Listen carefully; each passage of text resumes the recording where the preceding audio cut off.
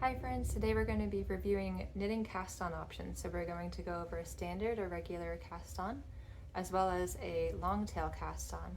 We're going to go over the techniques together, how to do it, and then compare them. I'll let you know which one I prefer doing, and it's just great to have options. So let's go ahead and get into it. Hi, if you're new, my name is Danielle, and on my channel I do knit and crochet tips, tutorials, patterns, and vlogs. So if you like that type of content, please consider subscribing. Alright friends, we've got our beverage, we've got our yarn, we've got our needles. So let's go ahead and show two cast-on options for knitting. I just happen to be using a circular needle here. You can use a straight needle. We're just practicing the cast-on technique. I am using, for those who are curious, an 8mm needle, or size 11. And this is Lion Brand Hometown. It's a super bulky weight yarn in acrylic. And this is the color Hoboken Honey. So we can go ahead and start our cast on. So I'm going to start with a basic cast on that's very beginner friendly. So to start, we're just going to do a slip knot. So we're going to pass that through. And here's the slip knot. And we're going to put that onto our needle and set up for knitting. So we're going to go as if to knit. We're going to pass through the bottom of the front of the loop, grab, rotate it around to knit, and then pass it over. And we've already cast on one stitch, so we've got 2 stitches now. You can tighten it a little bit. Don't tighten it too much because it'll be difficult to get back under. So we're going to do the next cast on stitch. I'm going to go under, wrap it around, pull it over. So that's 3 cast on stitches.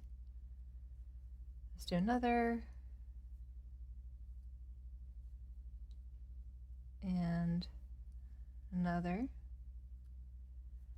So this is beginner friendly because you're practicing basically your knit stitch, but instead of keeping it onto passing it over to the right needle, you're going to be passing it back onto the left needle.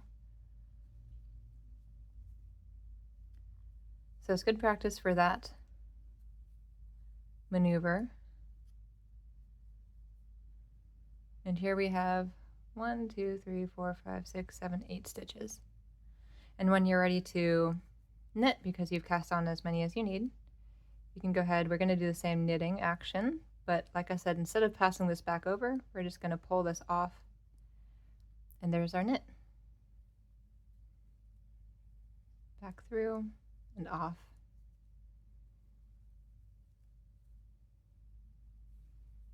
And here is our first row of just knitting. Completed. And that's what the first row will look like from the front or the right side, depending on if your pattern is reversible. I'll tighten this tail a little bit. And here is the wrong side or just the opposite side, depending on your pattern. So I'll knit a couple more stitches of this one so we can get a good sense of what the edge looks like. And then I'll go ahead and come back and we can do the long tail cast on. And then we'll compare the two and take a look how they're different in terms of the visual effect of them, because we'll already have a good sense of the technique of it. So I'll be right back. Alright, we've gone ahead and finished our swatch piece for the regular cast on method. This is just a garter stitch, so I've knit all the rows just for a little bit and then bind it off.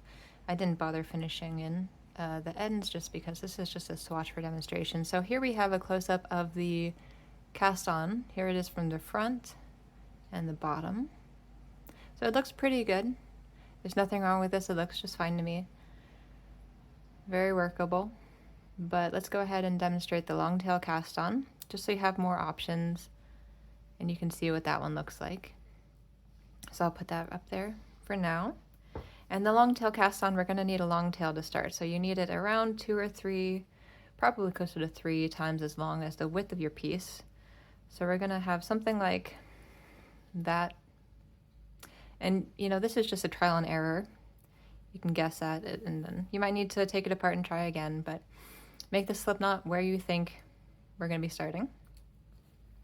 And we're going to put it on our left needle. Now to start this cast on, we're going to have the active yarn on the top and the tail on the bottom. We're going to spread our fingers to make a gap, wrap the bottom fingers around the bottom to grab and tension it. So we've got nice tension here. You can use your fingers to make sure it doesn't fall off the needle on the right side. And we're going to pull it back. So now we've got something like a heart or an M, something along those lines.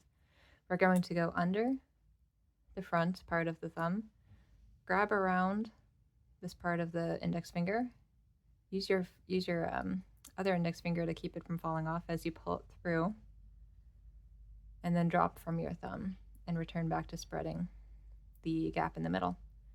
And that's our first cast on stitch. So I'll show that again. We're going to go under the thumb, around, and pull through, and then drop. So that's 3, 4, 5, 6, 7, 8. So you see, for me at least, and I think for most people, the long tail cast on is quite a bit faster once you get a rhythm of it on your left hand. It can take some practice both with the tensioning and the rhythm, and also getting the tail length just right. Here you can see it just happened to be pretty good. It's about the same. And so this is the long tail cast on. Let me go ahead and knit up the swatch just a teeny bit more and come back and we can compare the two visually. All right, so we've gone ahead and finished the long tail cast on sample piece. And here it is up close. Here's the cast on around the bottom. And from the bottom view, looks like that. In the back, looks like that. So comparing the two side by side, they look pretty similar. I will say the long tail cast on looks a little bit tighter, maybe a little bit neater. Here it is from the bottom.